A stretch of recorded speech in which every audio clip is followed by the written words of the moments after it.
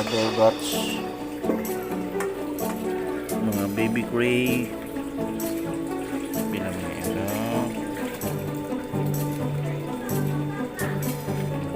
Mayroon na 2, 4, 6, 8, 10, 2, 4, 6, 8, 19. 19 na sila guys. For today's video, so nagpagpag na punta no, mauna siya mga kraylings sa ato isa ka mother cray, gamay ra siya og na hatch 19 pieces lang, kaya ang uban ani is itlog pa lang, nalaglag naman good. So pisagda lang nato siya hantod sa ma-hatch, mauna nitong na-harvest sa iya ha. So 19 pieces.